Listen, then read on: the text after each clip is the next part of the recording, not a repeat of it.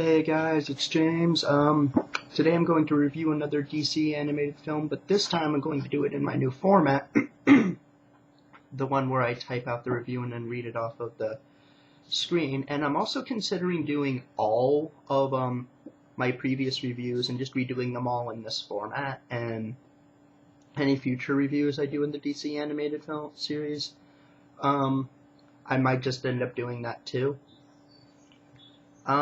Also just want to apologize because I look like shit right now. I haven't had a chance to shower, so sorry about that. I'm sorry that I haven't been able to post a review in, good 5 days, I think.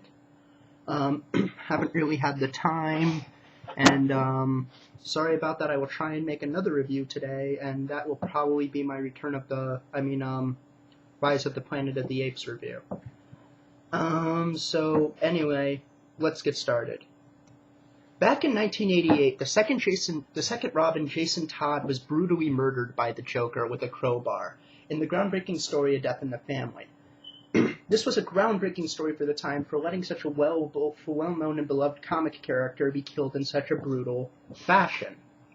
It also brought up some ton of controversy because some people assumed it was the first Robin, Dick Grayson, and because showing people such a brutal scene in a quote-unquote kids book didn't help either. The Death in the Family is considered a classic and one of the most important Batman stories, however. I haven't actually read A Death in the Family, though, so we aren't going to talk about that today. Recently, the second Robin, Jason Todd, has been brought back to life in the story Under the Red Hood. The story has had a very, very mixed reaction with Batman fans. A lot of people feel that Jason Todd should have stayed dead. One, because of how his death affected Batman and changed him as a character and brought in Tim Drake, but also because Jason's death was decided by a fan vote, so they feel like bringing him back cheapens his death and is spitting in the face of what fans want. However, I'm not reviewing that story either, sort of. Today I'm going to review the straight-to-DVD Bruce Timm animated adaptation for the story. And this isn't the first of the straight-to-DVD DC stories I've watched or even reviewed, but let me start off by saying that this is probably the best one, and that has been made so far. The story is that there is a new face in Gotham, and he goes by the name Red Hood. Red Hood, if you were a Batman fan, is the name for the robber the Joker assumed when he was knocked into chemicals in the Alan Moore story, A Killing Joke. Now, I'm not here to debate whether or not that origin for the Joker is canon or not, because it kind of is in the story, but it says how he remembers it sometimes. But I'm not really gonna, but they kind of make it canon here, but let's just ignore that and move on. So the Redhead has been intimidating and taking over territory of a lot of the local drug lords, particularly of the biggest boss of them all, the Black Mask, and it's up to Batman to stop him.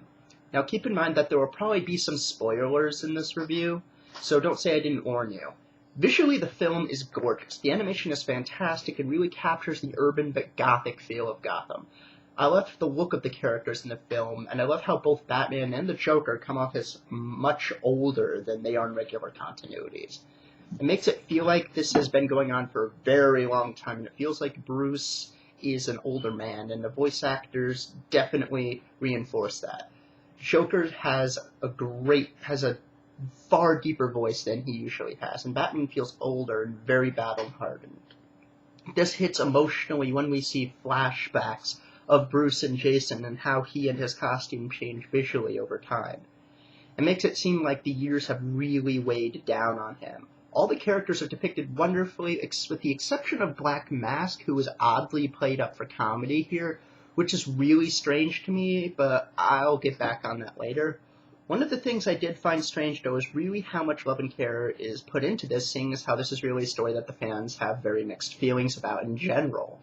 So I find it weird saying that this is maybe the best Batman animated film yet, even surpassing Mask of the Phantasm. Yes, Mask of the Phantasm was good, but I didn't feel it was as interesting, heartfelt a story.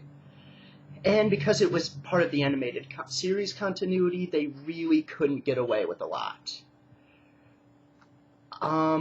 in the animated series, it was limited to what Bruce Timm and Paul Dini could get away with. And I think they really wanted to do the Jason Todd stuff, but they would have been able to clear it.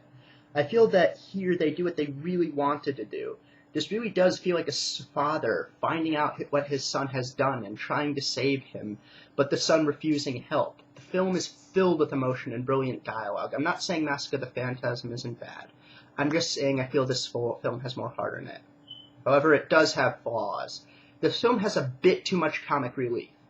Red Hood, a lot of the time, is played up as comic relief until he is revealed to be Jason Todd. And Black Mask is as well, and so is Nightwing. I mean, that's 3 characters who are joking all the time, and it gets a little annoying when you're trying to take it seriously. And I kind of feel like this film is really sped through the final act. But besides those flaws, Under the Red Hood is an amazing film, and in my mind, the best Batman animated film yet. And it's just under the Nolan films in terms of quality. This really excites me for the Batman Year One film that is coming out in September. I give this film a 9 out of 10, and I would really, really recommend watching it. Probably